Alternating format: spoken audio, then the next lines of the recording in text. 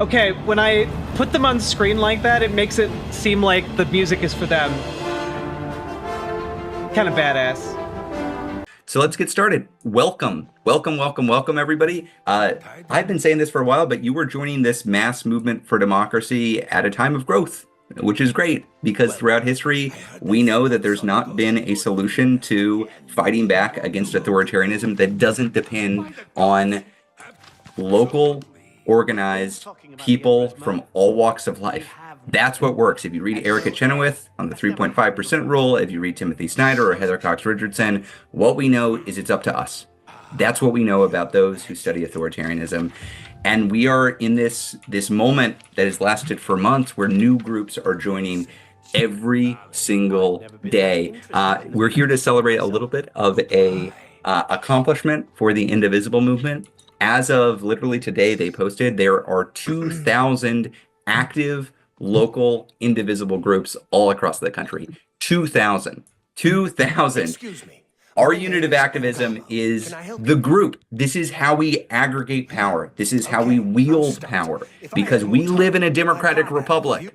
That's what we live in. And in a democratic republic, groups of individuals can influence institutions and people. So that's what we're doing. To have 2,000 all across the country is incredible. I want to call out, in the last week, we've averaged about 10 a day. So we've had around 70 new groups this week. Leah always says, you spend too much time just calling out the groups. So I'm going to try to go very quickly because we have a lot of questions. Christine from Indivisible Kingsland, Texas. I'm from rural Texas. This is past Marble Falls. If you've ever been to Austin, you drive up north.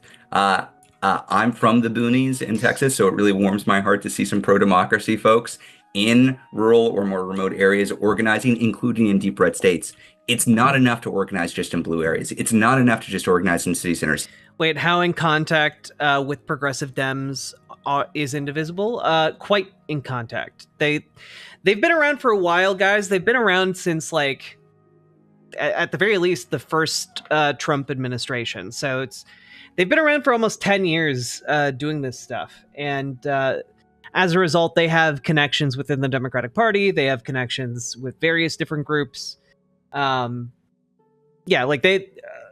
lot of political theorists, strategists, etc. Like they mentioned last week, talking with Timothy Snyder about different resistance methods. Like they're good eggs. Yes, we need that, but we need to be everywhere. We need to send the message that nobody is supporting this across the country, at least not a substantial majority. So, Christine with Indivisible Kingsland, welcome to the movement. Paige with Indivisible Chattanooga. I will say, last time Lee and I, it was the first time Lee and I went traveling throughout the country visiting with indivisible groups. We went through Chattanooga for the first time. And I swear, within a couple days of going to Chattanooga, we were looking at houses there because we were like, we should move there. It is gorgeous. It is cool. There's a great scene there. I love that Indivisible Chattanooga has started. Welcome. Kathy from Hubbard County, Indivisible. This is Nevis, Minnesota. This is nestled way up north in Minnesota. Lee and I both went to college at Carleton College in Northfield, Minnesota, which is more towards the south. But in Nevis, Minnesota, population 377, we have Indivisible Hubbard County. So Kathy, thanks for registering Indivisible Hubbard County. And last, Andrea from Indivisible Temecula, California. This is a re-registration. So one of the dynamics we're seeing right now are indivisible groups that were active in 2017 and 2018 or thereabouts, became less active maybe after Trump lost in 2020, are now re-energized, are getting new people in and are re-establishing themselves. And so this is the case with Indivisible Temecula. Andrea, thank you for registering. Lee, I realized we got started, we didn't even introduce ourselves. I'm Ezra. I'm one of the co-founders and co-executive directors of Indivisible, married to... I'm Leah. I am the other co-founder, co-executive director of Indivisible, and we are indeed married, which is why we're like sitting so close together. Also because this is a cramped space. Because we're all trying to find the camera. Indeed.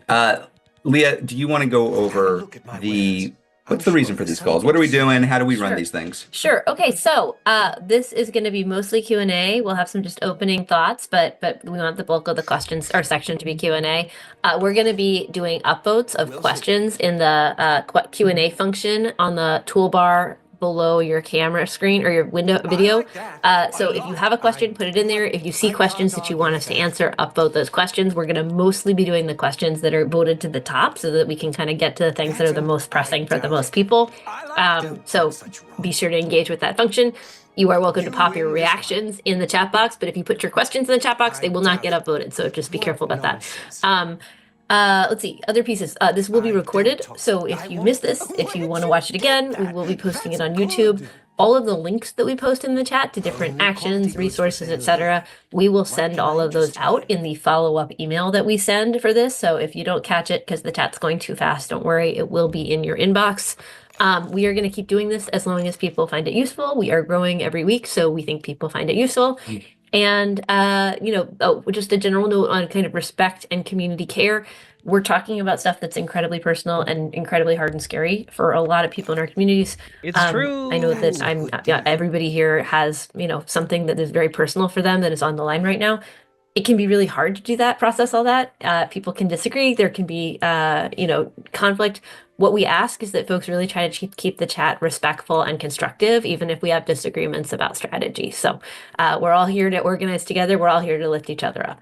We are all here. New people are welcome. One thing we always do is to welcome the MAGA infiltrators who are here watching everything we do because they see the power we're building. And often we'll see little clips in right-wing information ecosystem places. That's great. Hey, if you voted for Donald Trump because you wanted lower prices of eggs or bread, and suddenly you're in the midst of a fascist takeover of our federal government and you don't like that, welcome to the Indivisible movement. And if you're a MAGA infiltrator trying to find our secrets, you found us. We organize out in the open. That's what we do. That's how this works.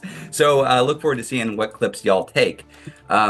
Okay, so one thing that we do after each of these calls is a survey to ask you about some strategic question or something that we're wrestling with. The last survey was kind of meta. It was about these calls and what you like, what's going well, what you would see room for improvement around. So I just want to reflect back some of the things we heard from y'all. We got a lot of responses. I spent some time going through all of them. Things that I heard that folks appreciate: actionable guidance. You like the sense of community that comes. Somehow that guitar still works even though we bang it every single day. It's a Telecaster. It's fine. It's basically indestructible. You like the information updates that we're bringing about like what's happening in the world, which we'll cover in a sec. It's crazy that there are already 12 and a half minute speedruns of Oblivion Remastered. Oh man. And I've been playing for like 4 hours and I'm just dawdling around looking at clothing and figuring out how to summon things. God, people are so good at video games. Aren't people cool? I was about to say cute. Like, human beings are just cool as hell. There's a lot of support for the Q&A function that we have, and as a reminder, you should be asking questions in the chat, or not in the chat, in the question Hello, Q&A Amber function. Brains. I'm sorry, in the Q&A function where you can also vote. So please do that. That's what we're going to be looking at right after this to look at questions.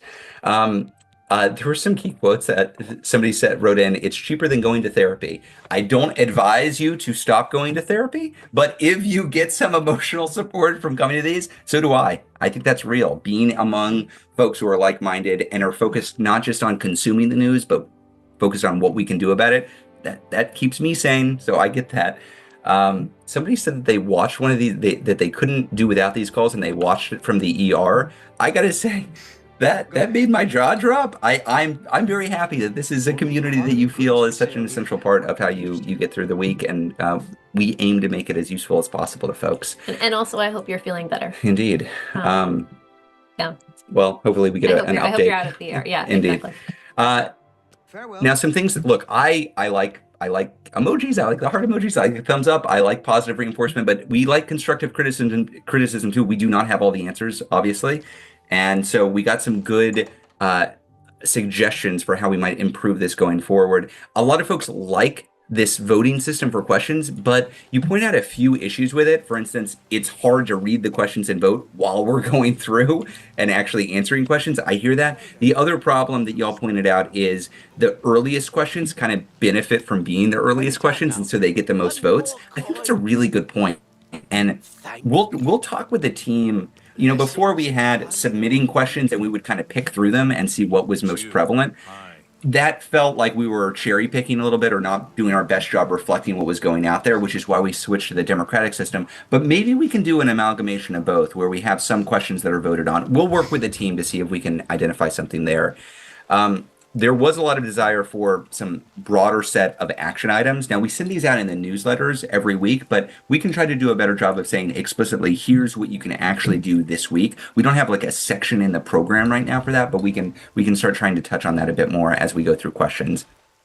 Y'all want inside baseball stories and clarity about what is actually happening in the world. And then there are a few things around like technical improvements. For instance, we've been requiring that you re-register every single week. We've actually shifted that now. So it's helpful to get the feedback. We've shifted that. You know, I know that basically all they've been doing is talking shop for this actual meeting so far, but like, they're just so goddamn charming. I've already listened to them do this, by the way, and like, they're still charming as hell.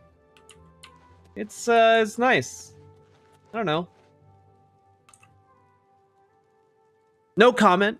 You should be able to register once and then it's on your calendar and then you're just registered. So we'll keep on trying to make improvements. Thank you everybody for submitting these responses. We really do go through those and we're trying to build something that works for everybody here too and improve. So if there are other things that we can be doing that will make this better, let us know. Leah, any thoughts on the survey before we move on?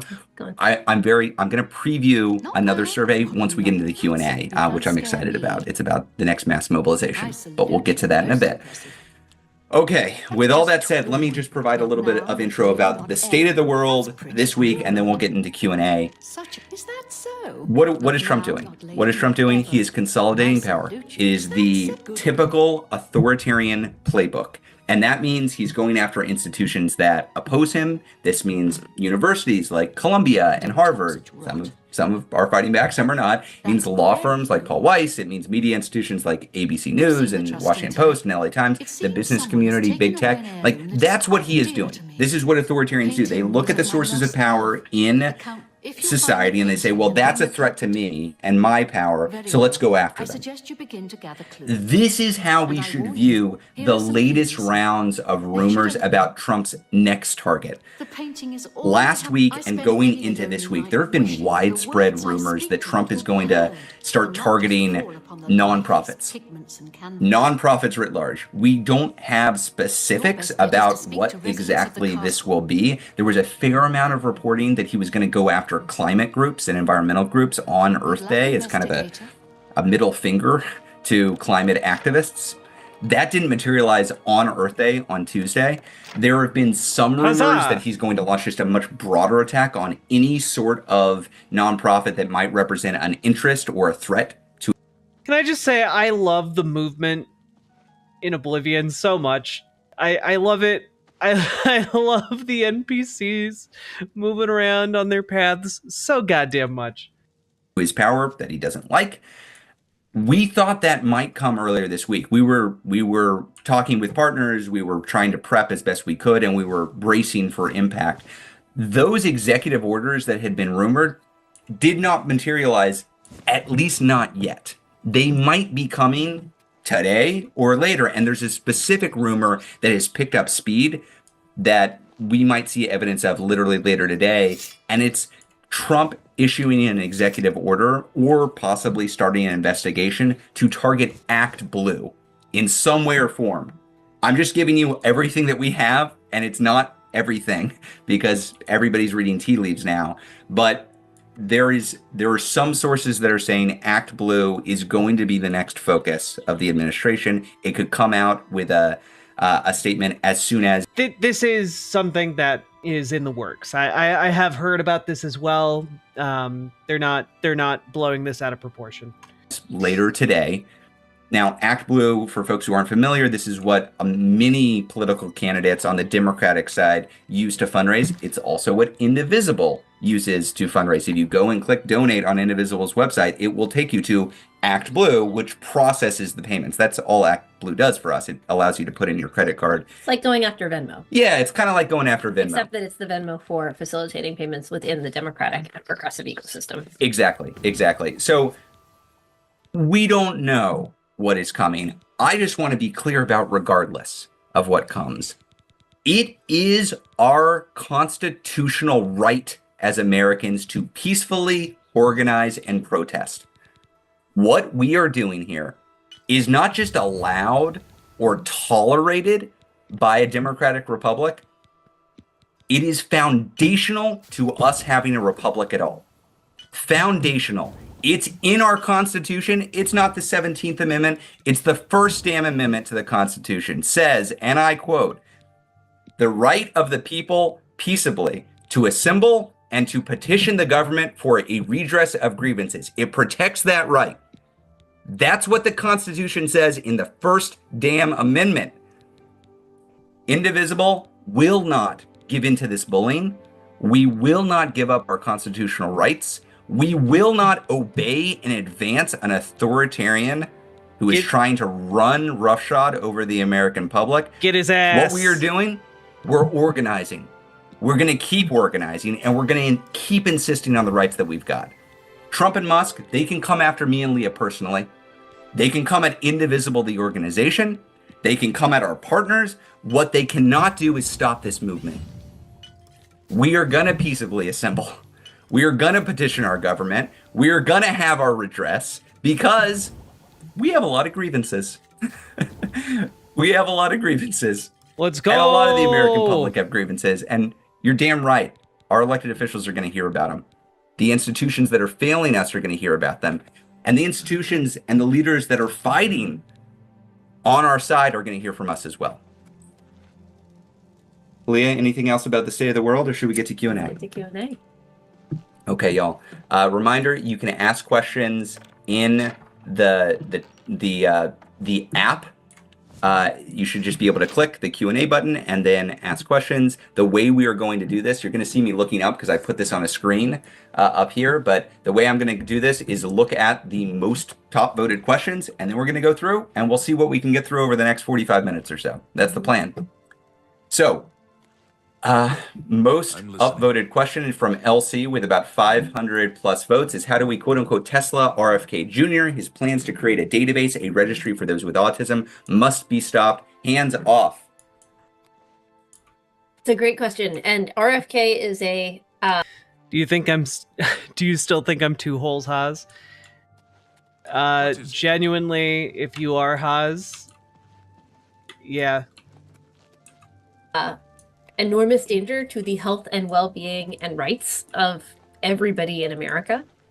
Like, what he is doing is setting public health back decades. It is directly endangering our families and our kids. It is sabotaging the future cures for Alzheimer's and cancer and Parkinson's and everything, diabetes, things that we actually depend on and our loved ones depend on. So with just and yes, he is particularly threatening autistic people with his enormously dangerous and threatening comments and what he has been claiming the right to do. So with 100% agreement there, I would say, look, when we think, well, again, Super Jet Guy, when has consistency ever stopped this administration? Make it quick. When would you ever expect anything out of these people that would contradict this? think about different targets, we're thinking about them in relation to an overall power structure. And what I think we have to first face with RFK Jr. is that not enough of the public understands that kind of the outsider branding that he came in with is actually just completely phony, and that he is a dangerous crank who is getting people killed.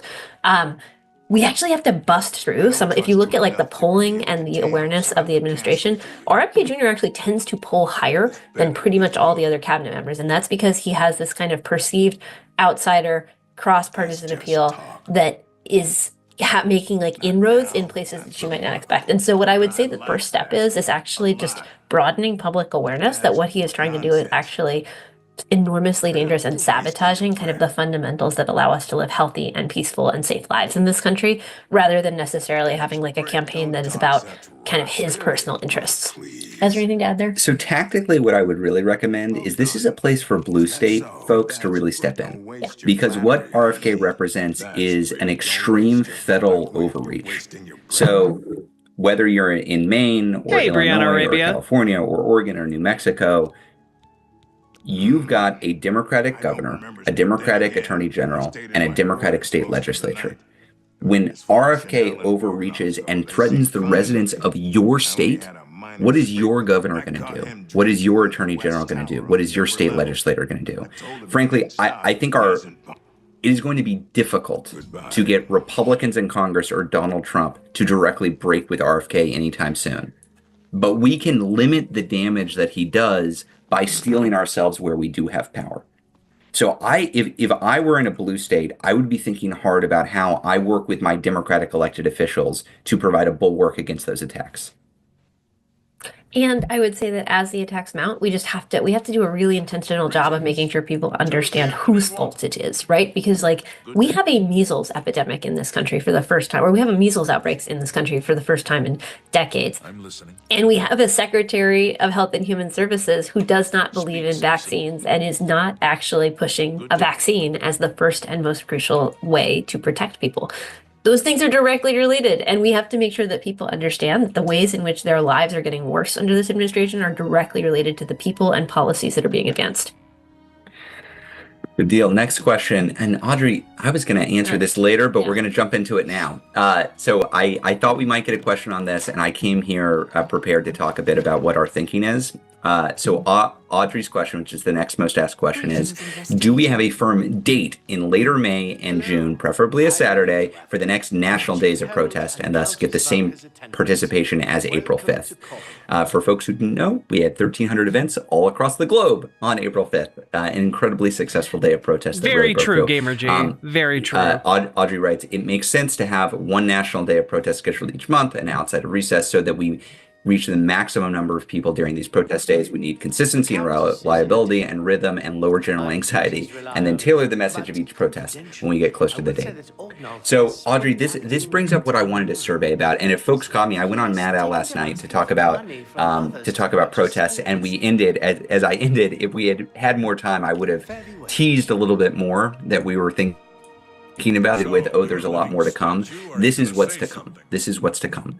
And so Lee and I, we are not the leaders of this movement. We're not the kings of Indivisible. We work with distributed movement. And so when we're trying to figure out what is the protest that is going to be the big umbrella that comes next, we want to work in consultation with Indivisibles and with other partners. So here's a pitch. I'm going to give you my best pitch. But it's not the only thing that we can do. And what I would like you all to do is follow up in the survey to come after this and tell us whether you think this is a good idea, if your own group or your own community would like to participate, or if you have concerns about it. Like, raise flags and say, actually, I think it would be better to do X, Y, or Z. None of this is written in stone. We're still developing it internally and with partners. But with all that said, let me tell you the current thinking. If you've been following the news closely, you might have seen some news about June 14th. June 14th is many things. June 14th is Flag Day. June 14th is on a Saturday. June 14th also happens to be Donald Trump's birthday, 79th birthday. And the news that has been reported is that Trump is planning a big military parade in Washington, D.C. on his birthday. It's a huge waste of money. It's about his ego. It's a stupid thing to do, but that's what the news says. He's reportedly planning a big, expensive military parade in D.C.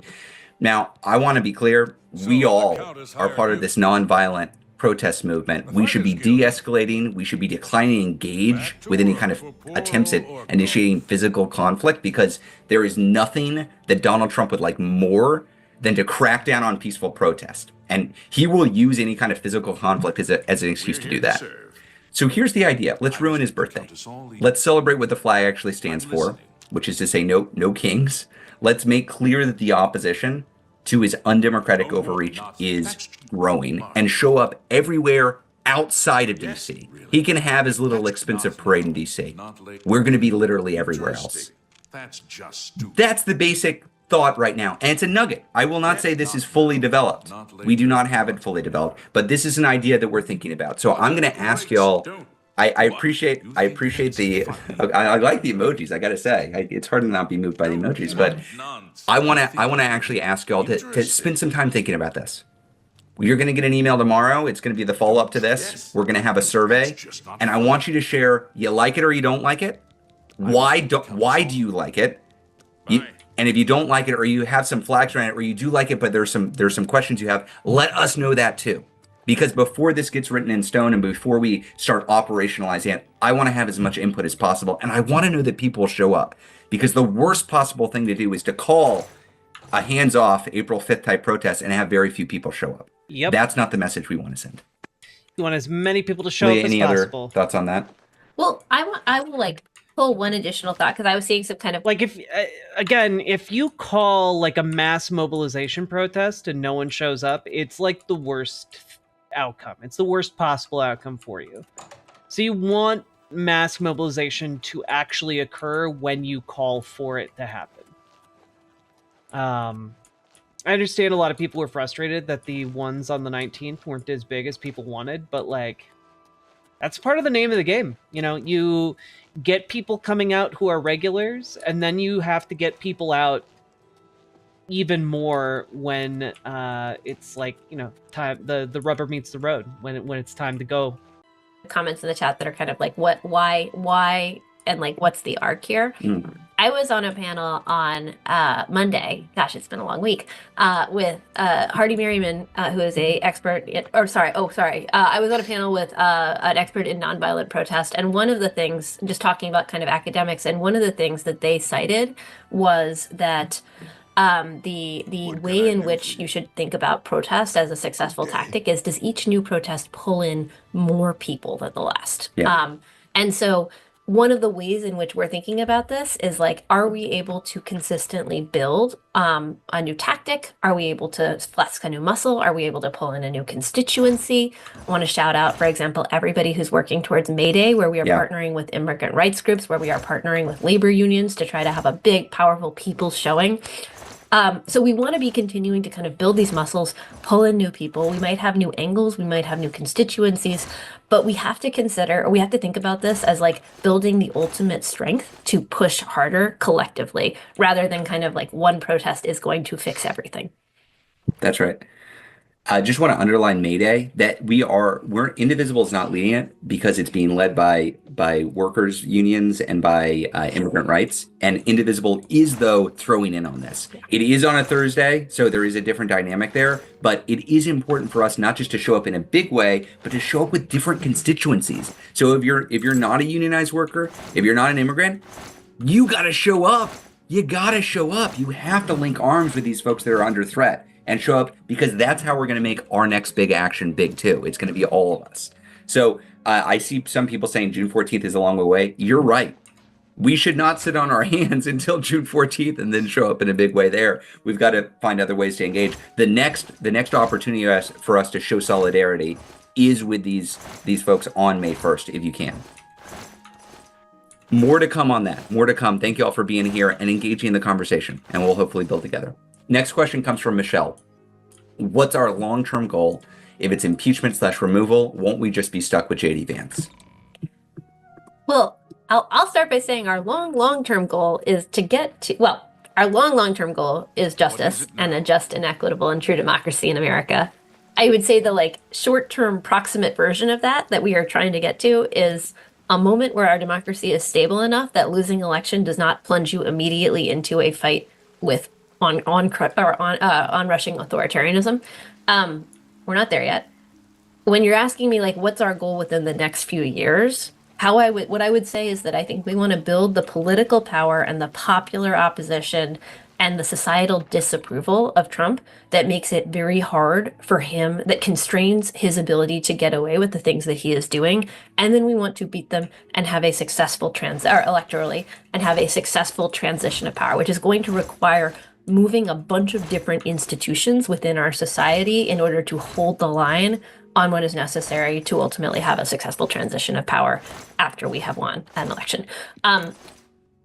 The way that I would think about our role right now is that there is a direct relationship between the kind of popular opposition that we have been building and showing in the streets, between the work that we have done to make Trump less popular, to pull new people in, to show that Americans hate what is happening and are going to be out and about and are going to be holding their own local electeds accountable, and the ways in which other actors in society interact with this regime, right? there's a relationship between the fact that the largest protest in 4 years happened, and then the next week after that, Harvard becomes the first university that says, no, we're not going to take any of your demands. We're going to push back.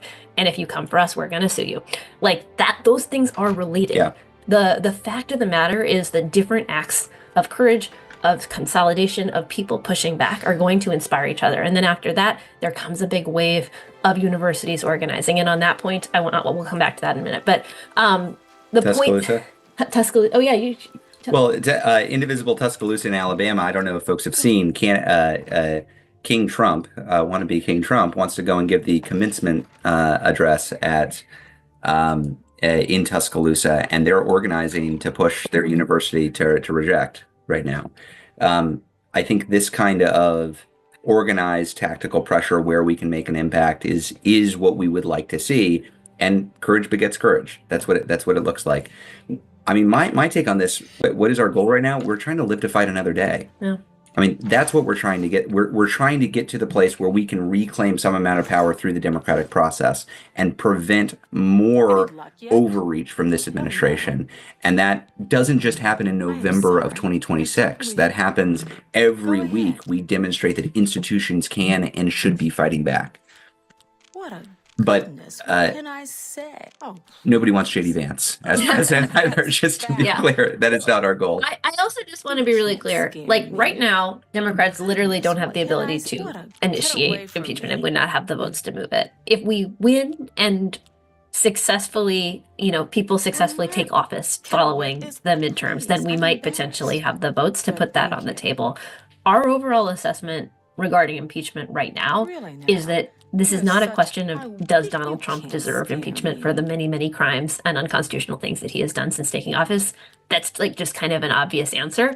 Our assessment, though, is that we're still in the stage where we need to be either driving down support for the regime and building our coalition or doing harm mitigation. Those are the things that we are prioritizing and where we campaign and how we do our own issue analysis.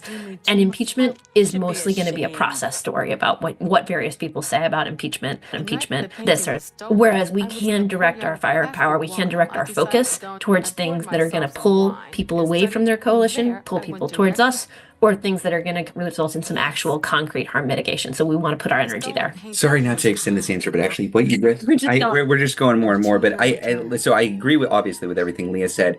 There is another thing that impeachment is one tool that Democrats do not have the power to initiate on their own right now. One thing Democrats in positions of power could make clear. Somehow President J.D. Klutz feels like he wouldn't have the riz to gain any popular support to any of his policies. He's a number 2 because he's a piece of shit. He is a number 2 because he's a piece of shit. It's true! Also, thank you for the 5 tier 1 subs, Sake Tanuki. Also, people in chat, be chill over in YouTube. Be amicable. All right. Is that this era is going to end. Trump is a lame dunk president who will not be in office in 2029. Full stop. And what is going to come next is an era of accountability. See you, Simon. If you are a Republican in a position of authority and you have a choice to go along with the authoritarian overreach or not, if you are a law firm, if you are a university, if you are a media institution, if you are a business, and you are collaborating with the authoritarians to do unconstitutional and illegal shit, 2029 is coming. 2027 is coming even sooner. True. We need Democratic electeds and Democratic leaders to make clear there will be consequences, and those consequences are coming soon. This is not just all about Donald Trump. We need those institutions to understand that it's not just saving your butt to go along with the administration right now. You're actually endangering your long-term credibility and possibly your institution itself if you collaborate with these folks and what they're doing. Okay, we're finally getting to the next question. We'll try to answer faster because we've got a lot.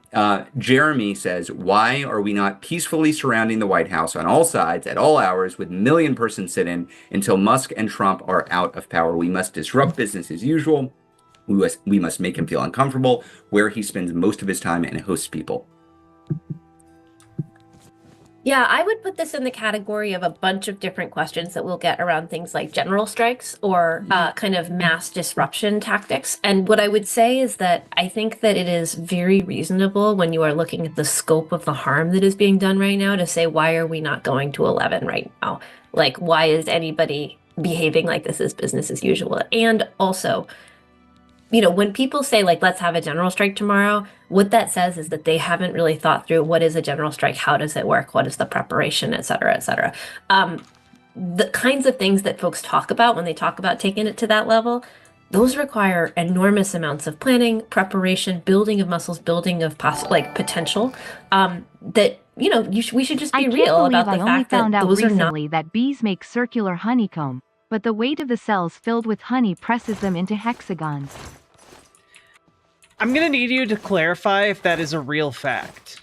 Is that a real fact? Because if so, that's cool as fuck. Also, thank you for the 2 tier 1 subs. I very, very much appreciate the support. Y'all, I really genuinely, like, I can't really overstate how much I'm grateful for you guys for supporting my streams where I'm not, talking about the existential chaos in front of us in order to continue to persist.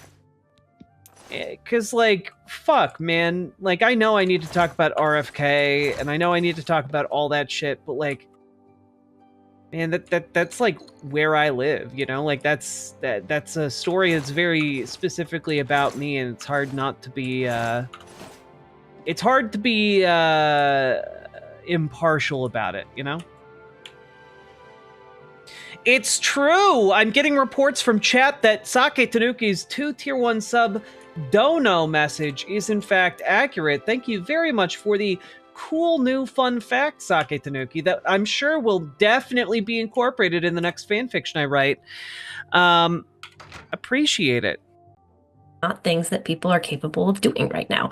When we are pulling people together, when we were pulling people together for a congressional office visit in January and February, we're testing whether there is a constituency that's willing to go into a congressional office and make their voices heard to Democrats and Republicans. When we are pulling together a protest, we're testing how much appetite is there actually out there for people who are willing to show up and say no. And as we're building towards bigger events, we're testing, are more people coming with us the next time that we all throw in together? So I would encourage you to think about this in terms of how are we building the kinds of muscles for collective action and pulling more and more people along with us in order to build that broad popular opposition that's capable of creating the conditions in which institutions check this regime, in which elections check this regime, in which we're all able to push back. Great. Joe's got a question about new media. Right-leaning media sources are not factual, and podcasts that touch on politics have a much larger following than TV news outlets like MSNBC.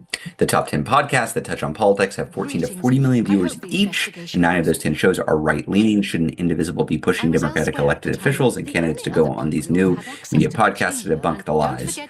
And then there's a list of a lot of the mostly right-leaning new media podcasts that have just a ton of viewers. One thing, I think you're hitting on something very important here. And Indivisible has traditionally done a lot of work getting, coverage from traditional media, either it's cable news or the Washington Post or the New York Times or the New Yorker, those traditional outlets. And I think that is an important piece of the pie, but it's an increasingly small piece of the pie. More and more folks are getting their news from non-political sources, from podcasts, from social media influencers, not from those traditional places where folks have gotten their news. And I think the right wing does a really good job on that front. If you look at Joe's question, you see all of the incredibly successful right wing influencers and podcasts who are out there. So I'm excited to say Indivisible has just hired, and the candidate accepted, a new media director, a lead for new media for us. So this is new capacity that we're bringing on in recognition. I snatched up an active duty Coast Guard spouse on base housing. Oh boy. That is not it's not going to end well for these ICE folks. Just straight up. There's going to be a reckoning for this, and making an enemy of both the military and the people is not really a winning strat for anyone historically. Recognition of this basic reality, that it's not enough to just get traditional media coverage of what we're doing. If we're not competing for attention in the places Thanks, where Fox normal Syndicate. everyday Americans are getting their news, we've lost. It's game over. It doesn't matter if I get a quote in the New York Times or if Leah is featured in the Washington Post. That's not going to be enough. We need everybody, not just Indivisible national folks, but Indivisibles from Hey across chat, the Duck here. I see that you are all typing in chat. That's good. That means you have working fingers. Why don't you take those working fingers and use them to like stream? Oh. Thanks. BWA. You know, I had my attention on the screen, so I didn't really know where that comment was going to go, but I'm glad it went in the direction it did. I appreciate that for sure. Thank you very much for the $5 dono, very knifey duck. Very appreciated. country to be engaging in these places, because normal everyday folks cannot just be influenced by Joe Rogan and Ben Shapiro and Jordan Peterson. I will just note, I think that's all true, and I totally agree. And also, I do think it's worth noting that there's like a bit of an asymmetry in the audiences for conservative and liberal media. So one of the assumptions there is that there's kind of like an equal number of people who want to consume 24/7 left-wing or liberal content. And the reality is that like over multiple decades, people have tried to build things to meet that market without having the kind of commercial success that, you know, say a Rush Limbaugh had or that a Ben Shapiro has now. There's just like, there is a built-in market for nonstop grievance politics that doesn't quite exist the same way on the liberal side. So I do think it's worth just teasing that apart. But one of the things that I think is really important to note is like there's people who want to consume political media and they are finding their political media sources. And then there's the vast majority of people who mostly don't want to consume that much political media, but who are absorbing politics through the ostensibly apolitical things that they are interacting with, right? So if I'm thinking about whether I want another, like a left, like a liberal show with a bigger reach, or whether I want a lot of momfluencers who talk mostly about being a parent to also sometimes talk about how RFK is making their kids less safe because he is sabotaging the next flu vaccine, I want the second. I want that. Hi chat, as a goose I have to say this duck making accusations of you having spare fingering capacity is very egregious. I stand with all of you who have no spare fingers right now. I, for one, am a fan of all the silly geese in chat. I appreciate each and every one of you. That second way more. So we got to think about not just how do we, you know, how does political media get out there, but how do we infuse our messages into the cultural spaces where you reach people who really don't care that much about politics, but want things to work. I thought that was a very smart answer. Thank you. I think that was great. I agree. I do see a lot of love for Midas Touch though in the chat. And we are fans of political media as well. I'm just saying that we got to reach the people. If everybody who is listening to this votes, that's great. We still have to reach the people who will not join us for a 3 p.m. chat on Thursday afternoons every week. Indeed.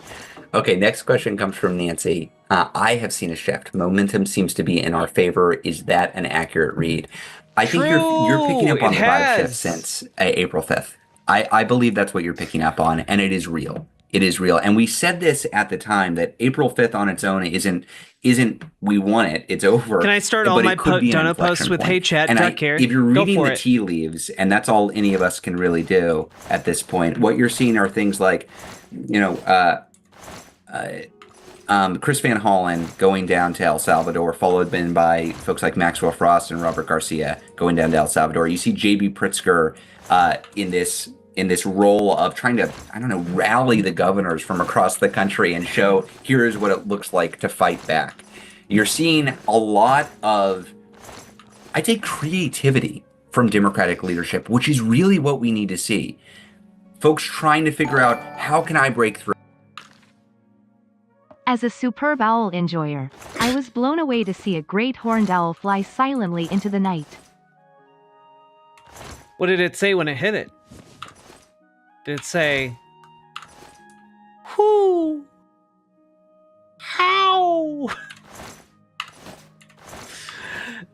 Look, I know that wasn't my best work I know that wasn't my best work, but thank you for the 5 tier 1 sub-socket, Tanuki. I very much appreciate the donos, even if none of you understood the esoteric, terrible joke I was making. We need more Hooter appreciation. Why stop at 1? Why stop at 1? Why not appreciate multiple Hooters? You know, that I'm always asking, why can't we have more Hooters in here? True. How can I make news? How can I shine a light on the fact that this is indeed... I don't know. Am I too old to pull off a Femboy Hooters stream? Am I too old for that? Is that appropriation at this point? Am I outside of my lane? All Hooters are valid. True. True. Nah, do I have the Femboy pass? I don't know. I feel like I provided enough service in my Tumblr days in the Femboy army. Hi, early bird here. I have to regret to inform you that I failed to catch the worm and it entered the brain of RFK. I have let you down and for this I am sorry. I shall try again tomorrow morning. The worms are back. The worms are back. Thank you for the $5 dono. Trains and bullshit. Also, thank you for the 5 tier 1 sub-socket, Tanuki. I forgot to say hello while opining about Hooters. That's my bad. A crisis. That is not where we were 3 months ago. 3 months ago, the dominant view within Democratic circles was rollover. Hi chat, as a sentient goldfish hooked up to Chat GPT, I would like to say that Henry Blodgett is a charming man and never sexually harassed any chatbot. Just real quick there, sentient goldfish. Are you sure about that? Did Henry Blodgett type into you to say that? How sincere is your commitment to that line? If I dunk a little bit of extra fish food in the tank, what does that get me? And play dead. And that's a direct quote from James Carville's op-ed in the New York Times from a couple of months ago. Roll over and play dead. Trump will take care of himself. That is not the dominant view right now. I would not go so far as to say that we have a unified opposition party in this country yet, but the insurgent fighting faction of the Democratic Party is indeed ascendant. It is ascendant. Those are the folks that are getting the attention. Those are the folks that are getting small dollar donations from around the country. Those are the folks that are being seen as actually in line with rank and file Democrats. And you can track the shift of the party over the course of February recess events to March empty chair town halls to April, the largest single day of protest in years and years. And suddenly, what's the result? Democratic members of Congress are looking for ways to plug into that positive language. And Elon Musk announces he's leaving Washington with his tail between his legs. I want to hammer home one specific point in there. So like last week, maybe the week before, I don't know, time is not aren't working quite right. There was the first quarter fundraising report came out, and it indicated, it's kind of like the report on how different politicians have been doing, how they've been raising into their own different vehicles for campaigns. What was pretty consistent across a lot of the people who had standout performance is that they have been the people who are out front, who are fighting back, right? It's AOC and Bernie, it's Chris Murphy, it's Jasmine Crockett, it's Max Frost. It's the people who have been willing to really... Do I ever use Reddit? I have used Reddit before.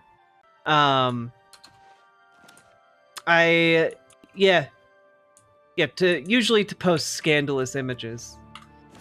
Really go out and take some risks to call out what is happening and to find creative ways of fighting back. And I can tell you that was going around all of the group chats in DC, right? People notice that the politicians... 137 people watching and 97 likes. I feel like you guys are hitting the button. And all that's left for me to say here at this point is, just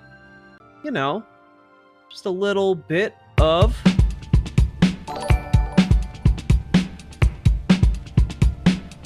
Hi, it's Doodleburb, the burb that doodles. I'm a variety streamer and you should come see my Twitch streams.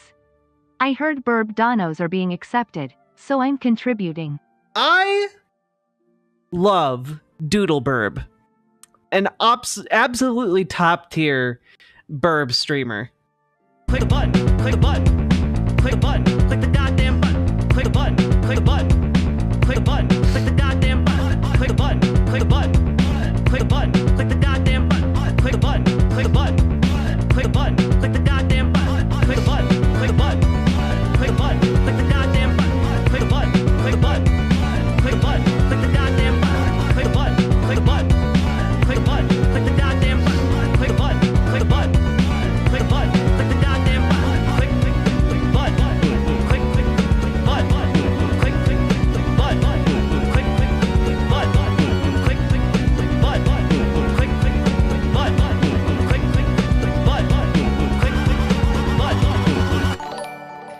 God damn, that's such a balling song. I love it. Hey chat, Duck here. Did you know the human hand contains 27 bones? That is roughly 13% of the bones in the human body.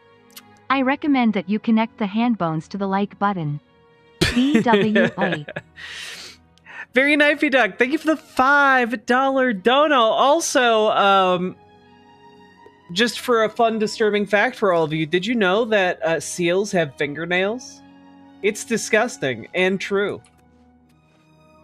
I hate that I have to know that, but now you all have to know that too. And that's some kind of cold comfort. Hail. Hail. How goes it?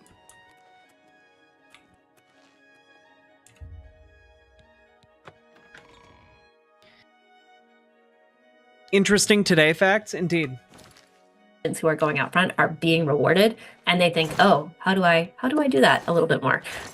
So as you know, we've been talking about like what are the ways in which we reward fighters, but I do just want to call out like the actual material support of people who are putting their mouths where their money is. I don't know, metaphors running out. You know what I mean here. That actually does matter because Okay, yes. Seals can in fact wear nail polish, which, you know, I find somewhat disturbing, but you know, if that excites you because you've always wanted to give them a manicure, like, you know, you do you. I'm not gonna yuck your yum, as it were. because it signals to other people, oh, that's the direction that this is going. I got to catch up. Yep. Okay, Suzanne asks, what is being done by Indivisibles and partner groups to market, advertise events on social media? I thought seals were kissed by a rose on the fence. Sake Tanuki, thank you for the 2 tier 1 subs. Do you guys ever just get a dono that makes your brain break in like a very specific way? That was that for me. I can feel the neurons snapping. Why stop at just one Hooters when you can stop at multiple? It's true, I could do multiple Hooters. You know, I could get a couple of Hooters and like, I don't know, maybe we could get that goldfish from ChatGPT. Maybe we could blow on that goldfish a little bit. Could make a band called Hooties and the Blowfish. You know, I'm just spitballing here, of course. You know, no copyright or anything on that idea, but I think it's a real winner. Media in order to reach much broader Socket, audience. thank you for the 2 tier 1 with subs. well-educated and informed friends and neighbors. Many are How do I remove the concept of a cunty seal from my mind? You know, that's between you and your mind. I didn't do anything. You put that there yourself. What Sake was referring to was Seal, the British musician in the 90s, singing about I know who Seal is. Seal is a very cunty seal. Do a statewide tour, Hooters tour as a sub goal. I feel like I'm too old to do that. are not aware of the protest rallies and other movement-growing events at all or until after the fact. I imagine raising funds from just those of us on this call. If you take a babysitter to Hooters, do you get a hootenanny? Oh boy.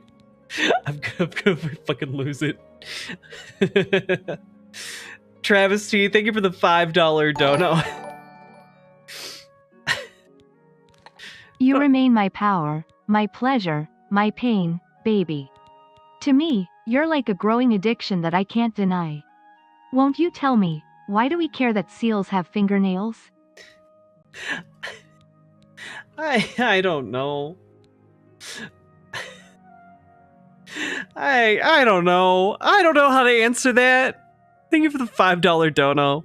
I regret many things. I also regret some things. Holy shit, guys. Fun fact. The song, Kiss from a Rose, was produced by Trevor Horn. Trevor Horn was also the lead singer on the song, Video Killed the Radio Star, which was the Fist video played on MTV. The Fist Now you video? know. Thank you for educating us, Very Knifey Duck. I really appreciate that. I love making bullshit potions in this game. Paul could go a long way to directing more resources to mass marketing. It's a great question. I think it's a good question. It is a great question. And what I would say is I think there's what we can do, and I also think there's what local Indivisible groups can do, right? Because there's the promotion that we'll do via social media of various things, and also a lot of times it's actually like, did somebody put hand printed posters up on all of the different telephone poles in your town a week before the protest that's going to actually reach the most, the broadest population of people. So I think it is true that like we could explore more creative ways of doing this, and as we get further into promoting the ongoing mass mobilizations, I'm sure we're going to be exploring it. But I think it's not necessarily about paid media so much as it's about creating vehicles and containers that people are invested in and want to spread within their own social networks, and then helping them come up with ways to do it. I think about for hands off, we worked with some influencers on hands off in the lead up. We worked with a lot of organizations and partners, and we also sent out a toolkit ahead of time to help people post to social media and advertise it to their folks. But I do think when I think about what we can best do. We stopped at this chicken wing joint in Florida. There was a band, this 3 white guys singing an off version of Hold My Hand. It was all the harmonies and none of the vocals. How goes it? Oh my god. Thank you for the $5 dono. It was then that I realized I was at Hooters and the Blowfish. Thank you for the $10 punchline. Let me bring it back to politics. I'm a firm believer that Elon Musk could take us to Mars and provide the world with an inerasable source of free energy. Just use all Donald Trump's hot air. Oh, hello. For like the briefest span of a second, I thought maybe you were being serious, One-Eyed Heathen. I was about to be very surprised. But that was good. Thank you for the $10 super chat. We're not top down. Indivisible will never be top down. What we can do is provide resources, but I think our superpower is that there are 2,000 local Indivisible groups spread all around the country. And those are the ambassadors for this movement, right? Like Lee and I we can get quoted in press, or we can get some fancy influencer maybe to talk about an event. But the thing that's going to get your sister, your coworker, your colleague, or your neighbor to come out to an event is that they hear from you, that they hear something that feels real. That's and true. is not just packaged by national media or they hear from some talking head. So I think we are at our best when we're providing the materials to local groups to do that outreach. I'm really just underlining what you're saying, but I don't think we've quite nailed it. I think there is more that we can do to make it easy for folks to do that outreach. And I will say, just at a tactical level, I'm a big believer in physically, with posters or with billboards or with other advertisements, advertising in that way. The American public is so overwhelmed with AI-generated digital slop that's put at them, like, jammed down their throats through social media. It is hard to break through in that environment, but it is very difficult to replicate on AI or just digitally. Love. An actual physical advertisement at the local library or the community. This, by the way, is why I've been suggesting you guys do agitprop and like post posters around your local area, because like that is unironically what will get a lot more people interested. community center or the community college. That is hard to do at scale unless real people are actually engaged. And I'm very interested in how we tap into that resource, because I think it separates us from the corporations, from the AstroTurf, from big money. Like, it is hard to buy that kind of real investment at the local level, and that's what we've got. Indivisible has this incredible resource of engaged local constituents, and I want to lean in there. So as we build towards the next big protest, please engage. Tell us what you need to reach out to your community. What would be helpful? We could do trainings on how to do it. We could produce materials that are easy to print yourself. We could create guidelines. I don't know what it is, but let's keep talking about this. I think it's going to be important headed towards June 14th or whatever the next day of protest is going to be. Daphne's next question. Okay. Next question is, oh, sorry, I skipped Jessica. Here we go. Jessica says, a local Indivisible group told us that they can't participate in a 50-51 protest if it supports Palestine. They said this is a rule that comes from Indivisible National. That's weird. That's not true. I wanted to check with you about support and rules for regarding Palestine to fact check what they said. I realize that Palestine is in America and that you all focus on democracy and government here, but I'm of the belief. This is an important question. I've also had people asking me about this because, as many of you know, if you've been watching this show for a while, I've been encouraging people to use Indivisible to mobilize. I think it's a very useful tool and a very useful organization. And so, yeah. If we don't stand up for people being oppressed and hurt in other places, we are accepting this kind of behavior on a global level and undermining our own freedom. So we should put to rest the rumor, because that's not true. But so we don't have guidelines along those lines in relation to Palestine or in relation to anything else that I'm aware of. And indeed, we actually have been on the record from very early in the conflict, calling for a ceasefire, calling for stopping the flow of arms to Israel for its attack on Gaza.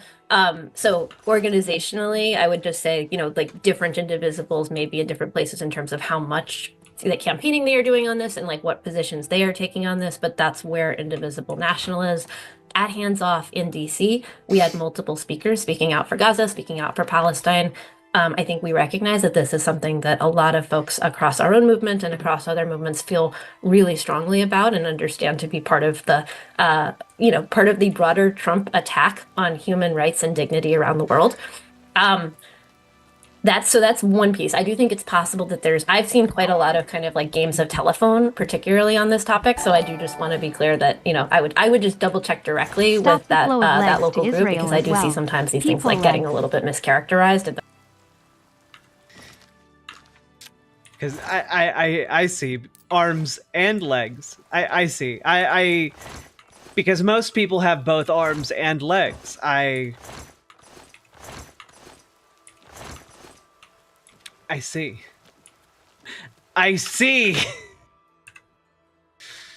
The process of being shared back and forth. But just want to clarify, that is not our position. And more generally, I guess what I would invite folks to think about in this moment is, I've heard from people who say, oh, this is something that is divisive. I don't, and you can make decisions about, like, is this a topic that our Facebook page is going to entertain a free-flowing, like, 800 comment conversation on for yourself? I also think this is a moment that calls on us to show up with people who we're not going to agree with on everything, right? Like, we're not going to agree. I'm not going to agree with some of these neocons who are... Damn, it's almost like they said they're saying the same thing I told you guys yesterday. It's crazy. It's crazy how that works. We need a Hooters embargo on Israel. No more Hooters until we find out what's been going on. Also, I don't know. I don't really want to touch it. Like, Jen announced the other day that they're doing like a rebellion pack push to take over the Democratic Party. And it's just like a shittier version of what I've been telling you guys to do. Like, genuinely, I don't think like a pack is going to be what enables us to take over the Democratic Party. It needs to come from popular will. It needs to come from you guys getting involved in your local politics. That is the only way. Showing up to your local Dem meetings, showing up to your city council meetings, showing up to your DSA meetings. That is ultimately the only way we take over the Democratic Party. It's not going to be from like corporate donations. with the populism, the hollow populism of TYT. Well, actually, weirdly, Bill Crystal does seem to agree with me on a bunch of things. Now, Bill Crystal is oddly aligned with us. Yeah, right? okay. Mostly, I'm not going to agree with Bill Crystal, and also, I want him to show up, and She's talking about Gaza. Isn't that the opposite of what the BS Tanky post a week or two ago was about? Yes. However, that BS Tanky post got shared around a lot by different DSA groups because, you know, I know that we like to frame the left as being better than the right when it comes to, like, I don't know, bullshit talking points, but like, this is why it's so important to emphasize the need for critical thought and like the need to foster the ability to discern what is true from what is false, because if you just encounter a post like that and accept it as true at face value and then share it around, which a lot of people did, well, then you can be sharing around some pretty awful things that undermine people who are ostensibly on your side, you know? I want him to bring whatever his constituency is to show up, and I want to make sure that people like from the left. What's the coalition? Cheney to Chomsky. You want actually a big tent in which we really are welcoming people as wherever they are, and whether we disagree with each other or not. And we want to center our values. We want to center freedom. We want to center justice. We want to center human dignity and a commitment to democracy.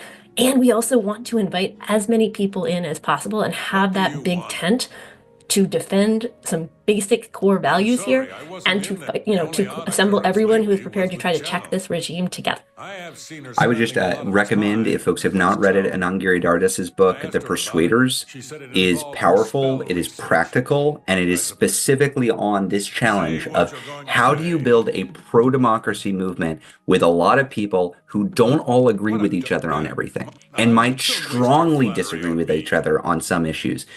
Do not let any outside faction try to divide you. Do not do that. You have common cause with lots of folks in this moment. Yeah, and I'll just note, because I'm seeing a lot going on in the chat here. We have also very much condemned October 7th and attacks on independent civilians. We have called for the release of the hostages. We really believe that we can hold our collective values and insist on human rights, insist on respect for innocent civilian life across all fronts. Like, this is not a one side. This is not a situation in which we are trying to. We want everyone to feel welcome and valued and supported here. That means calling out very clearly the human rights violations that have been occurring in Gaza. It also just means continuing to center our values wherever we go. Indeed. People are asking for the name of the book. It's called The Persuaders by Anand Giridharadas. We'll send it in the follow-up. It's an excellent book. Earlier, last year, we did a big book club event on The Persuaders and had a great conversation with folks. So we'll send it out. Thank you for the question, Daphne. Moving on. Oh, wait, did I just undo? Sorry, y'all, I'm doing this live. This is how this works. Oh, so I skipped out because we did Jessica. So sorry. Thank you for. There's one question above. No, we just did that one. So Daphne asks. Sorry, this is my mistake. Daphne asked. Elon Musk has said that he's going to step down from politics and get back to the business of Tesla. I don't believe him for a minute. How can we make sure we're keeping up the pressure on him to get him completely out of government? I'm concerned that his announcement will make people less likely to continue doing Tesla protests. Do we need a different message? And if so, what should that message be? Great question, Daphne. Do you want to talk about our orientation towards Musk and Doge, or do you want me to? Well, let's see. There's a lot here. So first of all, I think we should both celebrate the work, like the fact that we have elevated Elon Musk's role and the destructiveness of what he and Doge is doing is directly related to the fact that he is feeling heat and that he is claiming he's stepping back. I also think we need to be a little cautious about taking this kind of like I'm stepping back thing as a given. What we know is that he is telling investors that he's going to devote more time to Tesla. And what we know is that he seems kind of burnt out on this whole situation, right? We also know he's a liar. Fuck him. We also know he's a liar. And we also know that he has absolutely megalomaniacal ambitions as it relates to... We need to break Elon Musk. That man, I'm not content with him stepping away. He needs to feel physically ill whenever he thinks of politics ever again in the future. Whenever he thinks about buying influence and stepping into this field, we need to make sure he feels sick to his little tummy wummy, you know? Concentrating and controlling power and resources in the world. I do not think that we should for 1 second take the fact that he says he is stepping back to mean that he is not running the show and still heavily involved and still an enormous danger to all of us and, you know, our well-being. So I think we should both celebrate the fact that he is feeling the heat, and also I think we should not preemptively declare that he's out or anything along those lines. Ezra, other thoughts? No, I think that's right. Look, I have never seen polling that is as bad as the richest man in the world is coming after your Social Security check. And whether that richest man in the world is working 5 days a week for Donald Trump or 1 day a week for Donald Trump, he is still doing damage to our republic. He is still working on behalf of the billionaire buddies and donors to Donald Trump and not behalf of the American people. So until he is gone and not actively trying to steamroll over our democracy, that will be part of the campaign. We shouldn't let up. Okay, Ian asks, last week you guys had lukewarm support for the April 19th protests. I believe Leia commented, I'm certainly paraphrasing here, that there were a variety of protests to participate in, so we're not encouraging one or the other. Part of the impact of that strategy was protests seemed to be diluted, and as a result, April 19th turned out to be of less participation than the April 5th protests. I don't think we can afford that. Each successive protest must be bigger than the previous one. May 1st has got to be huge. I hope you and every group and the Democratic Party is aligned and doing everything they can to ensure turnout is on the largest date. I think the way that you know that this is a real discussion is we just, like, I appreciate the criticism and I appreciate the constructive attempt to build towards something bigger. So we're all doing this together and we welcome this kind of feedback. Leah, do you want to talk about our orientation to April 19th and how we think about how we're engaging in the broader movement in this time? Yeah, well, and I also just want to talk about what it means to be kind of the large central node within a decentralized movement led by folks on the ground in relation to this. Because, you know, the fundamental thing is that when we're making a call around where are we going all in on a protest, if I was any good at deep fakes, I'd make one of Sank and Judge Dredd saying, "You betrayed the left." You betrayed the left. I am the law. A bunch of stuff like, where are our partners? Who's doing what? Who's prioritizing what? Where are leaders? Like, these people just did a massive 3-week sprint to pull off April 5th. Are they going to be ready to turn right around and do April 19th if we say we're all in? Where are, you know, where are the, like, where's our own team? Because, like, we had a lot of people pull all-nighters to get everything out the door for April 5th. Are we actually going to be able to land, you know, this cycle at this time with the, like, excellence that we want to, and are we going to be able to pull a bunch of people with us? And so in our case, and for you know, some partner organizations, the turnaround, we didn't think that it was fair to kind of like put on. Oh yeah, of course all these billionaires, they want more than the world, you know, like they want everything, but like tough nuts, you know, like they can't have it. And they might be playing for keeps, but there are more of us than there are of them, and they are painfully aware of that every single damn day.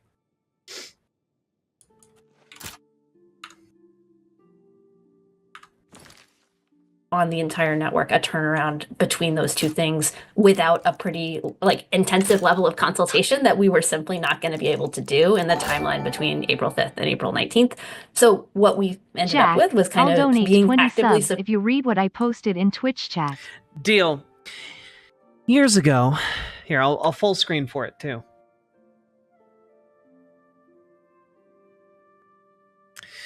Years ago, I knew a Swiss cheesemonger named Riley Lee.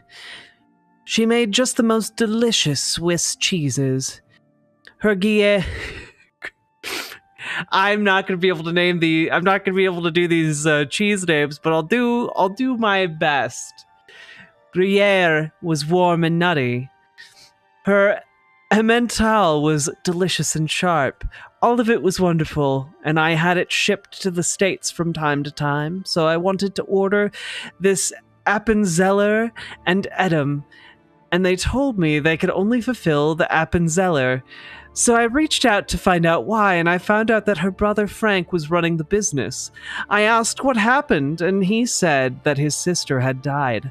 I was like, oh, Riley Lee. Riley Lee. I'm sorry, Riel. I can't read. I'm illiterate. This isn't my fault.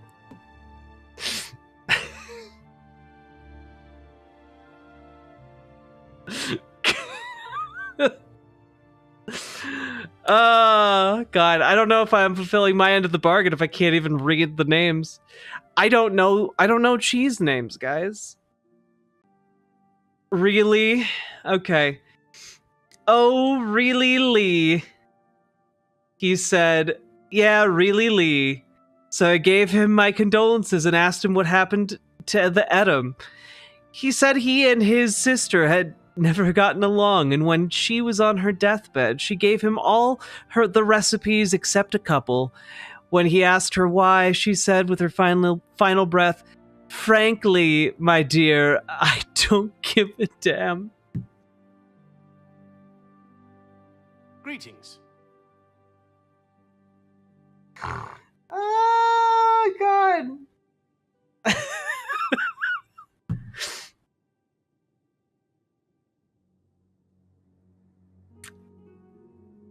Am I in hell? Greetings. I need to teach you cheese names? You do, because I have no fucking idea how to pronounce cheese names.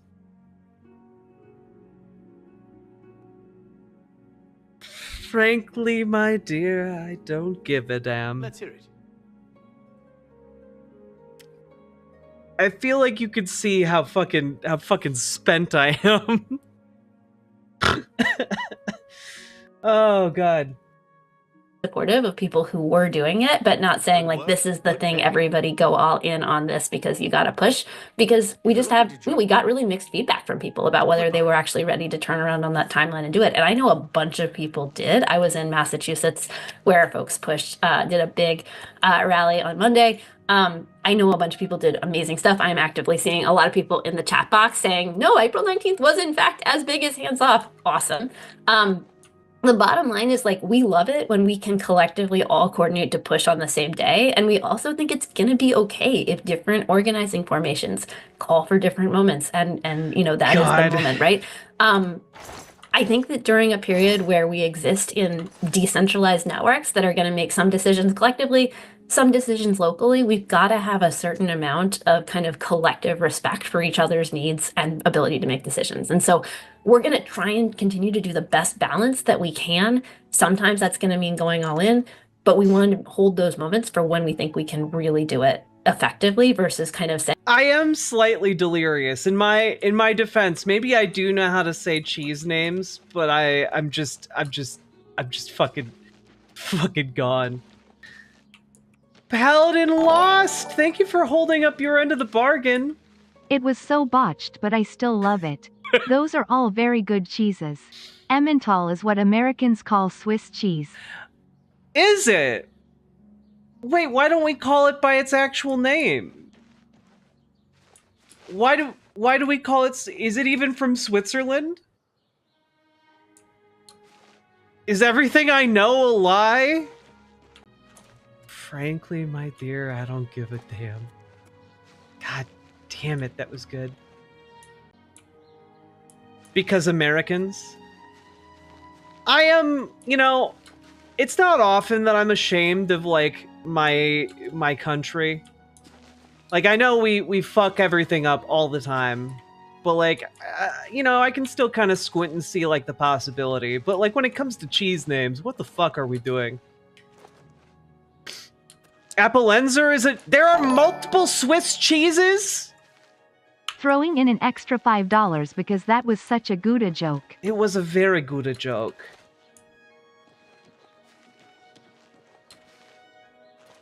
Question: do you think all of Mario's cheeses are Gouda cheese? Like whenever Super Mario from the Super Mario Brothers enjoys cheese, it's all Gouda cheese. There's some Gouda cheese. Just wondering if we're all on the same page with that one. You think they only make one kind of I don't know. All I know is we have one Swiss cheese. Hello, I don't think we've met. Are you new in town? None of your business. Yes, I am. Pleased to meet you. Likewise, I'm always glad to meet someone new. Welcome. I'm sure my mother would be glad to meet you as well. All of those cheeses are from Switzerland. You know, Gruyere is one of those that I've just never said out loud. Like, I've read all of these. I know that they're cheeses. I just don't know how to say them.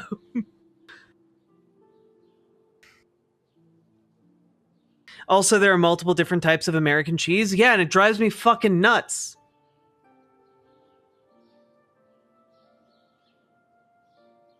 Wait, blue cheese is very good at cheese. I made a roast beef sandwich today with some Munster. I warmed up some. Is it me or should the amendment that undoes the Hyde Amendment should be called the Jekyll Amendment? Only if they can find it, Sake Tanuki. Only if they can find it. Saying like we're going to be on this cycle and we're going to go, every 2 weeks, etc. My mother. The other thing I want to pull out from Ian's comment, because I do think this is a tactical place where different people can disagree, but this argument that every successive protest has to be bigger than the one before it. Good day. If you talk to again the Chenoweths or Timothy Snyders or others, that's not exactly what they would say. It is important that overall we are growing, that overall we are pulling new people in. But any individual protest day, whether that's on Earth Day or whether that's on May Day or on April 19th, if we are holding ourselves to the standard that we shouldn't do it unless we can confirm it's going to be bigger than the last one, that's going to hold us back. And I think it's going to hold us back in ways that are going to be counterproductive. Rather than saying every single day of action we hold has to be bigger than the last one, what I am curious about is who are the new people who are coming to this next day of action? Are there folks who showed up on Earth Day who didn't show up on April 5th? That's great. When it comes to May Day, this is one of the things I'm really excited about. Immigrant communities, unions, them showing up, pulling in new workers, pulling in new people. I want to build linkages with those folks. I want them to be part of this broad coalition and showing up in a big way on May Day in solidarity with these groups. It might not be as big as April 5th, and that's okay if we're pulling more people in. Because also, Paladin Laws, thank you for the incredibly generous 20 tier 1 subs. And also, thank you for donating them, even though I butchered your immaculate joke. I very much appreciate it. Thank you so goddamn much. Any individual protest, a different set of people might participate. But on the big national, we're all doing this, this is when I want those linkages to be as strong as possible so we can show up bigger. So I really don't hold us to the standard of if we can't make it bigger than the last one, we shouldn't do it. I think it's more complex than that. We're going to have some smaller scale, some regional, some demographic focused protests, and that should hopefully feed into escalating protests at the national level. Yeah. Yeah. The last thing that I'll point out is it's very generous of you to say that the Democratic Party would be aligned on this, but that's not quite where we are yet. So we're working on it. There are Democratic members who are there, and they're growing in because they're seeing the crowds. I mean, we had to say no to a lot of Democratic members of Congress who wanted to speak at the DC rally on April 5th. And we still ran, an hour and a half over. And we still ran an hour and a half over. But they see the crowds and they want to speak to the crowds. That's a good sign. Okay, moving on to Carla. How can we peacefully and responsibly pressure the Supreme Court to remove presidential immunity clause so we can hold presidents accountable for crimes? And in general, what power do the courts have to make him comply with court orders? Oh boy. No hard questions or no easy questions here. Do you want to start? Carla, I wish I had good news for you. I mean, so you're asking two questions here. How can we influence the Supreme Court directly in their actions? And two, what power does the Supreme Court or any court have to force the administration to comply? And the answer to both is not going to be super encouraging. There is one view of the court that is simply a political body. It is a political body that gets its power through different means, not through elections directly, but through the ability to persuade. So John Roberts has the ability to push society in the direction he wants to go because people generally agree that they should listen to the Supreme Court. And Can I propose an AC rally? It will have 3 phases. Trust me, it's better. An Assassin's Creed rally? Down for it. I love dogs. so one version of pushing the court is to demonstrate mass opposition at a moment where the court has to decide which way to go. I will say it's not nearly as a direct connection as we have to our own elected officials from city council up to senator. Those elected officials have to face the public on a regular basis, whereas a John Roberts, who is theoretically protecting the reputation of the court, it's more amorphous. There's not one killer moment where everybody says, I do agree or don't agree with the court. So this is why when you look at what Indivisible is doing in the action items we have, they're by and large not focused on direct pressure on the court. They are focused on where do you have leverage? Who can you actually move? Because when we talk about power, I've said this a lot, we mean a very specific thing. Power is the ability to get someone or some institution to do something they wouldn't otherwise do. We have a fair amount of power collectively to push electeds. We have much less power to push the Supreme Court. When it comes to the second part of this question, what power does the court have to push Congress or the administration to do something they wouldn't otherwise do? That's the power of persuasion. They don't have the army. They don't have a budget. They have the power of their legitimacy to say, you should do this because the Constitution says we get to tell you to do this. There is an apocryphal but famous I did see Tim Wall's in Minnesota American history in which Andrew good. Jackson famously said, but I don't think he actually said, well, the Supreme Court has made their ruling. Let's see them enforce it. Trump is effectively... I'm sorry, 3-phase electric power. I have just been alerted to the existence of a Wikipedia page that retroactively makes me furious.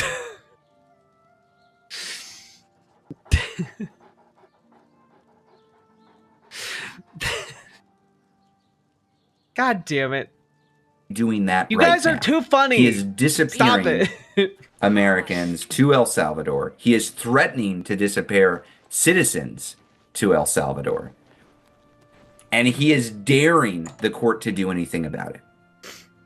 What power does John Roberts have? I mean, he's using the power that he's got right now. They can amp it up and send more strongly worded letters and make as clear as possible that what Trump is doing is disobeying a direct court order. But at the end of the day, if Donald Trump tells the court to take a hike, the court doesn't have any unique tool to force his hand. That's what we call a constitutional crisis. And that's why Lee and I say every time we meet, we are in a constitutional crisis. Great. Anything else on that? No, that's Good day. I want to be clear, that doesn't mean we're powerless. It just means that pressure on the court and hoping that the court is going to save us is not the best strategy. There are thousands of elected officials all across this country that have power to actually limit the harm and push back against what the administration is doing. There are institutions, like we've been talking about, universities and businesses and law firms, that also have the ability to push back. Yeah. What are they responding to? The broader climate. So we have to influence that broader climate. That's the theory right now. If the courts aren't... This, by the way, is something I've been trying to articulate, but failing in my streams. I've been trying to emphasize why the courts are important and how that is reflective and reactive to like public pressure, right? So part of the reason we build that public pressure is to kind of create an environment where the courts are more likely to side with us, the people. Does that make sense? Civil rights Trump order? Yeah, we should talk about that at some point soon. You're right. I also need to talk about the RFK autism stuff, because I just haven't, because frankly, it scares me. But we will talk about it because it's important. Aren't going to save us. Who can save us? Mass organized people pressure. Yeah. That's it. And again, I know I've been name dropping a lot, the Chenoweths and Timothy Snyder and Heather Cox Richardson, is because these are the experts, not just in how our particular democratic republic functions. These are the experts in how authoritarianism takes over. And what they tell us is, do not wait for somebody else to come and save you. If you wait for that, it will be too late. When institutions fall, it is up to people to organize. That's the tool we've got.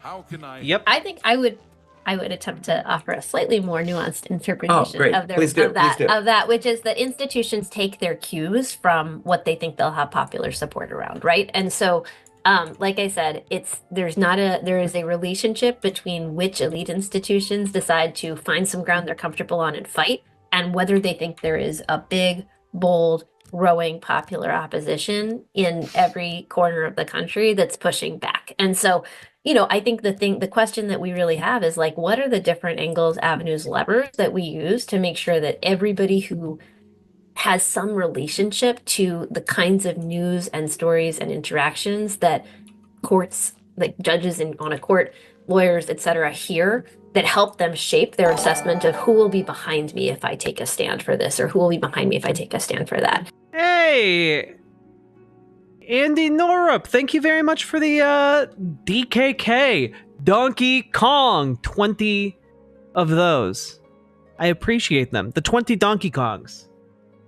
Now, I'll like assign a kind of an example of this. I've seen multiple people in the chat talking about the American Association of Universities. So Harvard comes out with that, like, no, we're not going to do X and Y for the Trump administration. The next week, the American Association of Universities and Colleges comes out with a letter. It's got like 200 something universities and colleges that are on this letter defending academic freedom and kind of saying we're not going to comply in advance. Except... with the exception, well, I mean, it has a lot of exceptions, actually. Yeah. Like every Ivy League except Dartmouth signed, just to give you an example. If you know anybody who went to Dartmouth, or if you went to Dartmouth, start pushing Dartmouth to sign up. Right. So what I was going to say more specifically is, if you went to a college or university, they either signed or they did not sign. That's and right. Each of those people should be getting calls from their alumni to say either thank you for signing or what the hell, why are you not on this letter? Those calls freak people out if enough of them come in, right? And so in the same way that we call our like elected officials, check whether your institution's on the letter. Ours, Carleton College, they did sign. Thank you, Carleton. We should call. We haven't done it yet. Oh yeah, thank you, Carleton. Shout out to Carleton. Yeah. So thinking about like, what are the levers, what are the institutions, what are the connections that we have for a wholesale societal mobilization that creates the conditions in which the Supreme Court says, I'm going to be on solid ground if I roll this way in forcing Trump to enforce the law. That's right. Can we've just been having such a great time. We're going over. Can I call out a few specific? Yeah. Can I call out a few specific action items? We sent this in the newsletter, but just want to call it out. In addition to the university pressure, we still have some congressional recess left to go. So if you have not yet called your member of Congress or showed up at an event, there is an opportunity to push back against what are egregious cuts planned for Medicaid. $1.5 trillion. Plowing joke, but it's too deep of a cut for the joke to bear fruit. And yet here we are. I truly appreciate that. Did you hear about Cheddar Man? He was found in the Cheddar Man cave. How do I make it talk? There's definitely a way to do it. I don't know. I haven't made a super chat in YouTube. Can someone else explain the process for dropping a comment with a dono in YouTube? Also, Vox Syndicate, thank you for the $5 dono. But I have vaguely heard of Cheddar Man. What do you call a militant cheesemaker? A Kurdish separatist. That was way beyond the pale. This is the last figure that I saw. This is through the Republicans' reconciliation bill, their big budget bill. So if you've got a Democrat, tell them, hey, we're watching. We appreciate you fighting back. If you've got a Republican, tell them we're watching what you're planning to do, cutting Medicaid in order to cut taxes for billionaires, and we don't like it. We want that everywhere this recess. We've said this already, but I'm going to underline it again. May Day Show up on May Day. I know it's a Thursday, y'all. I know it's a Thursday. I know that makes it more complicated. If you have the ability to show up in solidarity with workers, in solidarity with immigrants who are directly threatened by this administration, this is the time. Please do. Please show up. We will be out there showing up, and Indivisible is strongly backing that protest. We've talked a little bit about Camar Abrego Garcia. We want to see Congress do everything they can to shine a light on this absolute catastrophe. The administration is, again, illegally and unconstitutionally disappearing folks to this El Salvador work camp, this prison camp. That shouldn't happen in a democratic republic. I don't know what else to say. This is egregious, and we should be furious, and we should not let this be a 1 day or 1 week or 1 month story until they're brought home, until all of these folks are given due process. This is a disaster for our republic. You don't have to get in. That Kirkish spiritist bit was as low. On a high note, wouldn't it be a laugh if these two weren't married but conjoined twins? Indivisible. I will now go to jail. Oh God, it's just a real, just a stuck on you, fucking Wanna read ass one movie. more? See Twitch chat for more failure. Oh God. Okay. Of course I'll read one more. So this couple watched Secretary and 50 Shades and decided they wanted to try BDSM, except of course they don't have any equipment. So the Dom tries to find a replacement to whip his partner. He can't find anything anywhere, but he goes outside and he has this older panel van that he's fixing up. So he snaps the aerial off to use as a riding crop. They have passionate, rough sex, and it's the best sex they've ever had. But they realize the wounds from the aerial aren't healing. In fact, they're getting worse. So they go to the clinic, and the doctor comes in and says, "You got these wounds from rough sex, didn't you?" They nod sheepishly. The doctor says, "I knew it. You have one of the worst cases of venereal disease I've ever seen."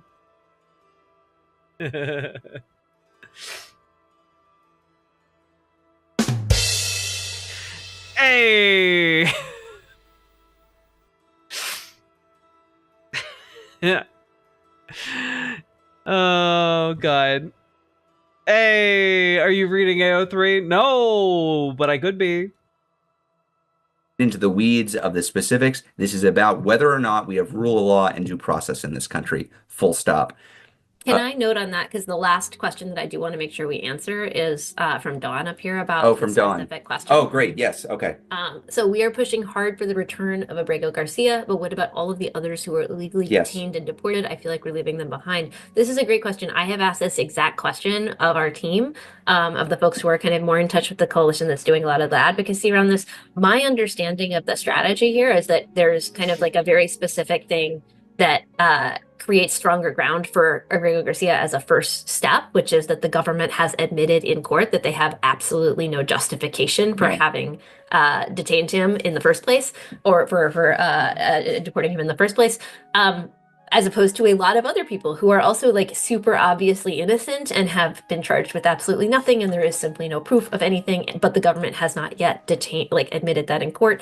I do just think it's worth noting, regardless of any prior convictions or anything that you have done in your past, absolutely nothing would make it legal or moral to deport people to to kidnap people and take them to a third country and imprison them in a country that they have never been convicted of a crime in a torture camp that is like wildly violating their human rights. So just to be clear, like nobody deserves this no matter what. And also the specific threat, as I understand it, is if you're able to win on kind of the places where the government has admitted this, then that opens the door for pushing on people who also are very obviously, very obviously there was no cause to remove them from the United States to begin with.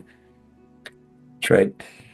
Y'all, last time we got through the questions that got 100 votes, and this time we have failed to do that. And also, we are 10 minutes over, and I want to respect everybody's time.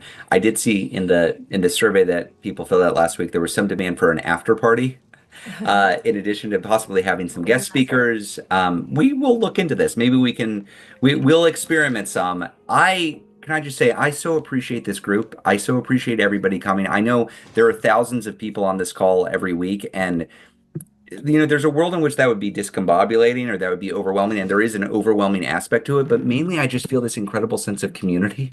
And maybe it's the emojis that you're all throwing out throughout the call, but I think it's largely the questions, which are thoughtful, they're critical, they're focused on what we can do.